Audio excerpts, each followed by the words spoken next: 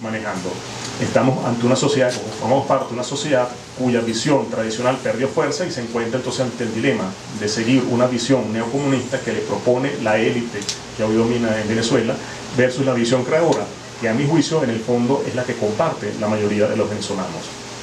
Aclaro también rápidamente que cuando distingo entre visión neocomunista y visión creadora, no estoy hablando de gobierno versus oposición. Yo creo que solo una parte del régimen que hoy gobierna, lo que llamo la élite dominante, comparte esa visión neocomunista, pero creo que el grueso del llamado chavismo estaría más de acuerdo con una visión como la creadora que con la visión neocomunista que esa propia élite está proponiendo. Y creo que el grueso de la oposición estaría de acuerdo con una visión como la creadora. Como ven, mi aspiración puede lucir un poco ambiciosa en el sentido de que la visión creadora pudiera ser el lugar de encuentro en materia de interpretaciones de nosotros mismos, el lugar de encuentro de buena parte de la sociedad. Pero sin embargo no creo que sea así, yo creo que esa visión existe. Yo lo que he intentado simplemente es sistematizarla, recogerla, porque las visiones no se inventan, las visiones no son el producto de la genialidad de algún líder político, algún intelectual que viene, propone la visión. Si fuese así, esa visión tendría muy corta duración. Yo creo que lo que ha ocurrido en Venezuela, lo que ocurre es que esa visión profunda, que hasta ahora no se ha convertido todavía en un discurso político movilizador o convincente, creo que ahí está el principal reto del liderazgo político, pero esa visión existe, solo que, insisto, hay que verbalizarla, sistematizarla, promoverla. Ahora, quiero entonces explicar ahora la denominación de visión demorrentista a la que me refería antes, de la visión neocomunista, la visión creadora. Durante muchos años los venezolanos, a partir de la tercera década del siglo XX aproximadamente, empezamos a darle forma a la visión, al proyecto democrático.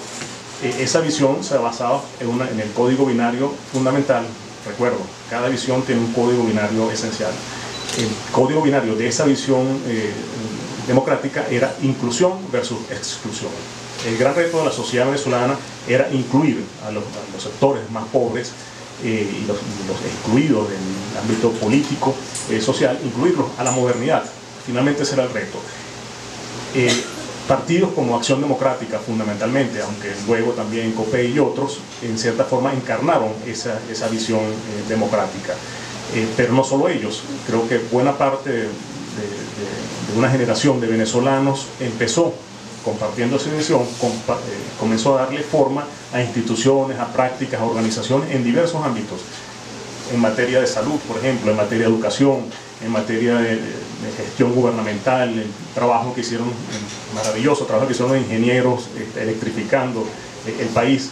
En el fondo, lo que animaba a toda esa generación era justamente la construcción de una sociedad moderna, una sociedad incluyente. Lo que ocurrió, lamentablemente, es que esa visión rápidamente se conectó con un viejo mito, el viejo mito de la sociedad rica, de ser una sociedad cuyo problema económico fundamental, que era generar riqueza, ya estaba solucionado. De ahí ya pueden ver entonces por qué el nombre que le doy a esa visión, demorrentista, porque era en parte democrática, pero conectó rápidamente con el rentismo que se derivaba del petróleo y de la creencia de ser un país rico. Sin embargo, esa visión fue funcional, nos permitió transitar buena parte del siglo XX sin mayores problemas sociales, políticos, económicos, pero tarde o temprano esa visión encontró sus límites, porque justamente esa visión en el fondo estaba limitando la capacidad creadora de riqueza de la propia sociedad, y la sociedad estaba articulada, giraba alrededor fundamentalmente del Estado y de la riqueza petrolera que el Estado administraba. Era finalmente una visión que empezó a ser incoherente desde el punto de vista de los excluidos. Ya a partir de los 70, 80, ya muchas personas, sectores pobres, sentían que esa visión ya como que no les decía mucho, porque la vivencia cotidiana era la vivencia de la exclusión, mientras había una red de complicidades articuladas alrededor del Estado que involucraba no solamente a empresarios, también a sindicatos y a una parte importante de la sociedad. Esa visión entonces terminó perdiendo fuerza entre nosotros y nos condujo a este momento que llamo bifurcación, donde estamos enfrentados a dos opciones: la visión neocomunista, que también parte de un código binario. Ya adelanté que su código binario es el de explotados y explotadores. El neocomunismo lo que ha hecho es tratar de transformar la idea de inclusión versus exclusión, convertirla en este concepto de explotados y explotadores. De ahí la presencia entonces del marxismo y de la visión comunista. Lo que ha sido entonces una historia de exclusión lo ha tratado de convertir en una historia de lucha de clases. Y ahora estamos viendo que hay un esfuerzo importante por hacernos ver que la independencia, por ejemplo, venezolana era un momento de la lucha de clases, que lo fue la Guerra Federal, lo fue, bueno, toda la historia del siglo XIX y del siglo XX se convierte en la historia de la lucha de clases en Venezuela. Es un replanteamiento de toda nuestra historia para poder finalmente justificar el proyecto de poder que hoy domina en Venezuela. A partir de esa visión de lucha de clases, el planteamiento central de esta visión neocomunista es la eliminación de las clases sociales. ¿Eso qué significa? Muy en concreto, la eliminación de la propiedad privada, porque según el marxismo es la existencia de la propiedad privada la que permite que algunos sectores se aprovechen de la riqueza que generan otros. Entonces la idea de la explotación está estrechamente asociada a la existencia de la propiedad privada. De ahí que el comunismo siempre ha negado la propiedad privada y siempre ha intentado sustituirla por un sistema basado en la planificación central y en el control del Estado por parte de todo el aparato productivo, el control estatal del aparato productivo. Y eso es lo que venimos viendo digamos, como orientación muy nítida, muy clara por parte de este gobierno desde hace ya varios años. Además, esta visión neocomunista se plantea la organización de la sociedad a partir de las comunas, lo individual, los intereses individuales propios de la sociedad que niegan, una sociedad capitalista, deberían estar subordinados a los intereses colectivos. De ahí entonces la insistencia en crear comunas, crear consejos comunales y ir confundiendo finalmente el Estado con las comunidades organizadas y crear entonces un Estado comunal. No quiero extenderme, sin embargo, en la explicación de esta visión comunista porque yo creo que a todos más o menos sabemos hacia dónde se dirige y la padecemos, lamentablemente. Pero frente a esa visión existe la visión creadora. Una visión que, insisto, está presente en buena parte de la oposición, pero también en parte del llamado chavismo. La visión creadora parte de otra distinción fundamental, de otro código binario. Es liberación versus limitación. Lo importante, según esta visión, es que solo cuando las sociedades permiten que las capacidades creadoras en materia económica, en materia política, en materia cultural, artística, esa capacidad creadora de las personas se desata, es que se produce el fenómeno de desarrollo. El desarrollo, visto integralmente, no solamente como desarrollo económico, es ese fenómeno. Es un fenómeno de despliegue de capacidad creadora humana en los distintos ámbitos de la vida social. Esa visión creadora ha estado presente entonces en episodios, en ciertos momentos de nuestra historia, en el pasado, pero también si nos vamos hacia la historia de otras naciones, de otras latitudes, la vemos por ejemplo en el Renacimiento. El Renacimiento no es una expresión justamente de eso, la capacidad creadora de los seres humanos desatada en todos los ámbitos, sino mucho más atrás también la encontramos en los griegos. Se trata entonces de una visión que ha existido en la humanidad, sociedades que se las han arreglado para que esa capacidad creadora pueda desplegarse sin límites.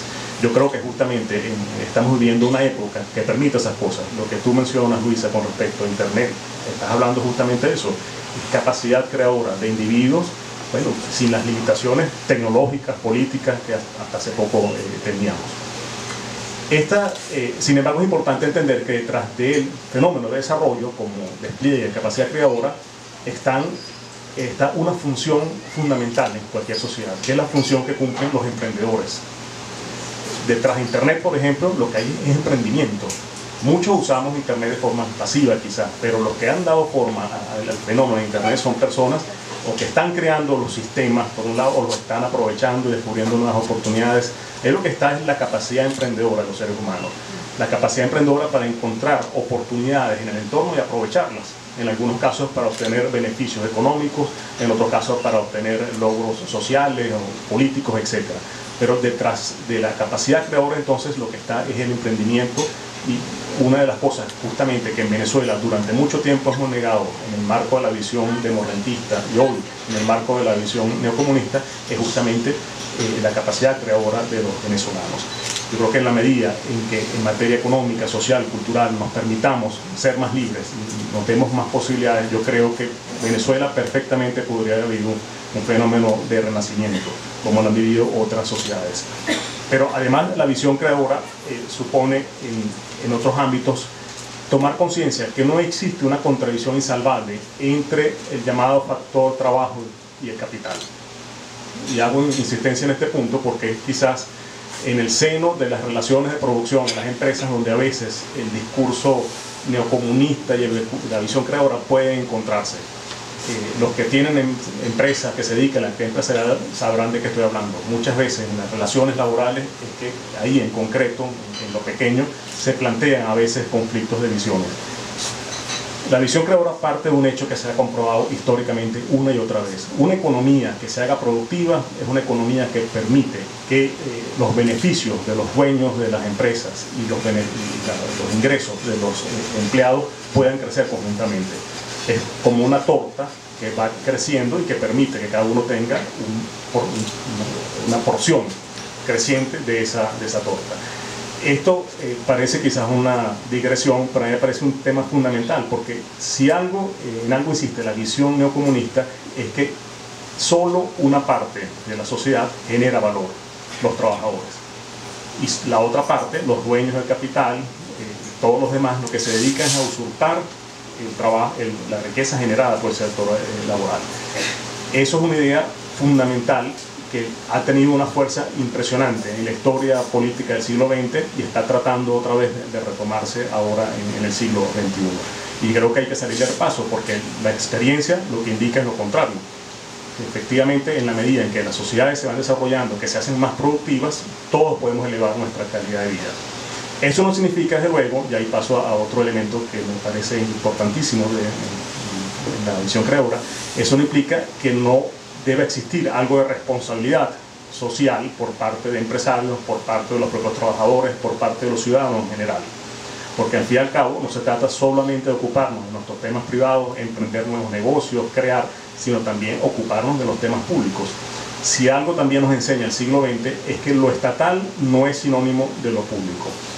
El Estado se ocupa de temas públicos, pero los temas públicos también deben involucrar a la sociedad. Creo que el desarrollo importante que ha tenido en muchos países, y también en Venezuela, la llamada sociedad civil, es expresión de eso. Estamos hablando entonces de ciudadanos que al margen del Estado también se dedican y se ocupan de resolver asuntos de naturaleza colectiva, de naturaleza pública. Creo que es un aspecto fundamental de una visión como la creadora, que la aleja, por cierto, también de la visión neocomunista. Como sabrán, lo que viene ocurriendo con la visión neocomunista es que buena parte del esfuerzo de organización de las comunidades queda subordinado a la lógica del Estado, que el proyecto neocomunista solo comparte una parte de la élite dominante. Y lo otro con lo que quiero terminar es que la visión creadora, por ahí empecé, la visión creadora no es un invento mío. Simplemente lo que he tratado en este libro es colocar de la manera más pedagógica, sencilla posible, ideas que creo que ustedes pueden compartir perfectamente. Muchos de ustedes además creo que viven en función de ideas como esa. Creo que el reto es tomar conciencia de que eso es así y bueno, hacer el esfuerzo además de llevar un mensaje como este a nosotros mismos en primer lugar, pero también a nuestro entorno cotidianamente. No importa el ámbito en que nos desenvolvamos, creo que el trabajo de darle forma a una visión creadora nos compete a todos. No tenemos que estar simplemente esperando que aparezca el líder político electo en las primarias para que nos diga, bueno, esta es la visión del país que queremos. Ese candidato, cuando aparezca presentando un programa de gobierno, bueno, simplemente reflejará lo que ya existe entre nosotros. Y si no lo hace así, bueno, será su gran fracaso. Entonces, no estemos esperando que el programa de gobierno, la visión creadora, aparezca de la mano de un líder, porque eso sería también en la práctica incurrir en una de las grandes dificultades que hemos tenido como sociedad, esa autonomía, esa capacidad de autodeterminación. Siempre estar esperando finalmente que el hombre fuerte sea el que nos traiga la solución. Bueno, con eso termino, quedo a su disposición para preguntas.